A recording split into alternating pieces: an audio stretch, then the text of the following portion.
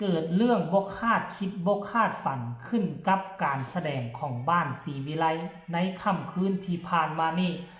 อยู่บ่อยู่ในช่วงขณะที่ไอ้กำลังห้องรำทำเพลงอยู่ทำการแสดงไปเกือบ2 ชั่วโมงไฟฟ้าดับทั้งที่น้องธิดาลาวยังบ่ทันขึ้นแก้ไขสถานการณ์สุดท้ายแล้วธิดาลาวจะได้ขึ้นเวทีบ่ไปติดตามคลิปนี้นำกันทักทายสบายดี FC แฟนคลับทุกทานกันแล้วกันมาพบมาพ่อกันคลิปนี้เป็นเรื่องราวที่มันเกิดขึ้นในบนเวทีและเป็นสิ่งที่หมอลำทุกคนบ่อยากให้มันเกิดขึ้นพวกเจ้าฮู้บ่ว่ามันเกิดอีหยังขึ้นในการแสดงของครอบครัวศรีวิไลเมื่อวานนี้ซึ่งเริ่มต้นการแสดงก็จะมีทั้งไอเคจะมีทั้งแม่เจี๊ยบปรารถนาแล้วก็จะมีไอซึ่งตัวเด่นตัวดังคือกับน้องธิดาลาวนี่ก็จะเอาไว้อัดท้ายท่านผู้ชมจะเอาไว้อัดท้ายการแสดงมื้อวานนี่ก็เป็นไปด้วยความราบรื่นตอนต้นตั้งแต่เริ่มต้นจนไปฮอดเกือบ2 ชั่วโมงคนที่มาชมแล้วส่วนใหญ่ก็จะเป็นญาติพี่น้องของครอบครัวนั่นเวทีก็ไปตั้งใส่เดินบ้านก็บ่ค่อยกว้างปานใดคันถ้าเอาคนเข้ามาก็สิบรรจุได้ประมาณ30 ถึง 50 คนเท่านั้นตามที่ค่อยเบิ่งนะในช่วงขณะที่ไอ้เนาะฮอดเฟียนของไอ้ห้องรำทำเพลงน่ะมาห้องเพลงนี่ประวัติศาสตร์ซ้ำหอยข้างก่อนกับห้องเพลงนี่ไฟดับคือกันมาตกใส่ข้างนี่ไอ้ก็กำลังห้องเพลงนี่ไปบ่ทันฮอดครึ่งดอกหมดประมาณวรรค2 วรรคเป็นคือกันไฟฟ้าดับปึ๊บหน้าจอมืดตึ๊บ FC แฟนคลับผู้ที่กระเจ้าส้มไล่สดอยู่พากันงงปั่นไกลตาแตกมิดบ่ได้ยินเสียงหยังบาดจักข้าวนึงได้ยินเสียงพอผู้ประกาศออกมาว่าไฟฟ้าดับคือไฟฟ้าอยู่ใส่กระวงดนตรีนี่พวกเจ้าฮู้บ่มันบ่ได้สามารถสิไปต่อเอาไฟฟ้าอยู่เฮือนอยู่ซ่านมาใส่ได้ไดเครื่องเสียงก็ค่อนข้างว่าใหญ่เพราะฉะนั้นเขาจะใช้ไฟจักรหลายกว่าจะใช้ไฟจักรปัญหาคือขั้นกรณีมือวานนี่แก้ไขบ่ได้คือมันจะแก่ยาวแล้วน้องธิดาลาวยังบ่ทันได้ออกทำการแสดงเทื่อซึ่งน้องธิดาลาวเป็นโตสู้วงเป็นโตเด่นโตดังเป็นโตเอกบางครั้งเนี่ย FC แฟนคลับที่มารอชมก็อาจจะรอชมน้องธิดาลาวก็เป็นไปได้แต่ว่าน้องธิดาลาวยังบ่ทันได้ออกทำการแสดงไฟบ่มาบัดนี้ก็อนละเวกันอยู่หั่นแล้วบัดเนี่ยมันเป็นหน้าที่ของผู้ใดบัดเนี่ยนักดนตรีก็โอ้ยยุ่งขี้ยุ่งเหี่ยวกันท่านผู้ชม FC แฟนคลับแต่ว่าทั้งทีมงานของศรีวิไลกับน้องธิดาลาวก็แก้ไขสถานการณ์ได้ในช่วงไฟฟ้าบ่มาพากันตั้งกล้องถ่ายคลิปน้องธิดาลาวก็เฮ็ดเว้าเรื่องตลกเนาะให้กับบรรดาพ่อแม่ผู้ที่เพิ่นมานั่งชมนะเจ้าภาพนะท่านผู้ชมบอกว่าขอโทษเด้อลูกไปเตะสายไฟเมื่อกี้นี่ว่าซั่นเด้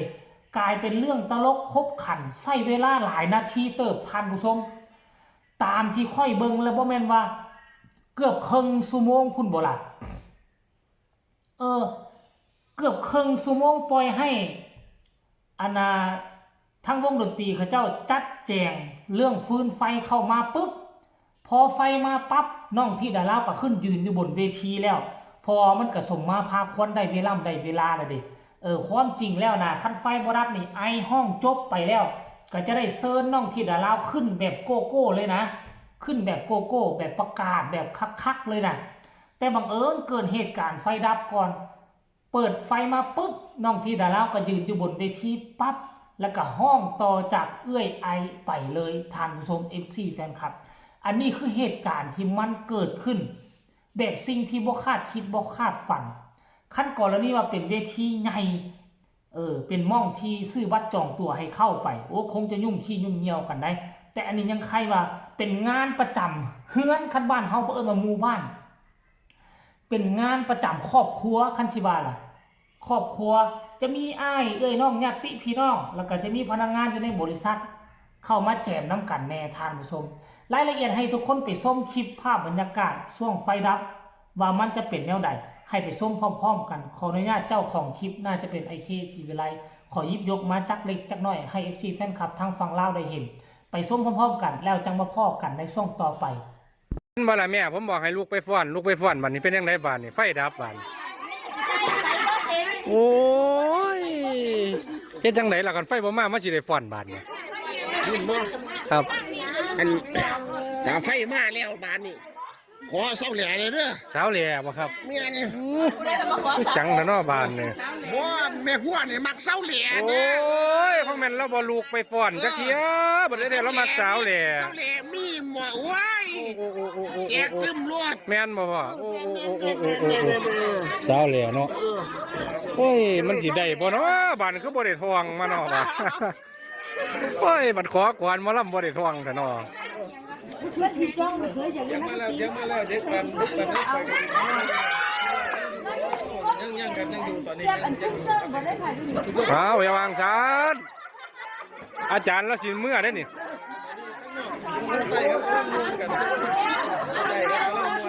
มาเป็นไห้แถมไม่ใหญ่นี่ไหมอยากได้ใครบอกเลยเดี๋ยวจ่ายโอ้เจ้าก็เป็นไห้โพดเอาเจ้าคือว่าสิคุ้มเสื่องอาจารย์หันง่วงมาอาจารย์หนีเบิ้ลแล้วนั่นไปแล้วโคตรอะ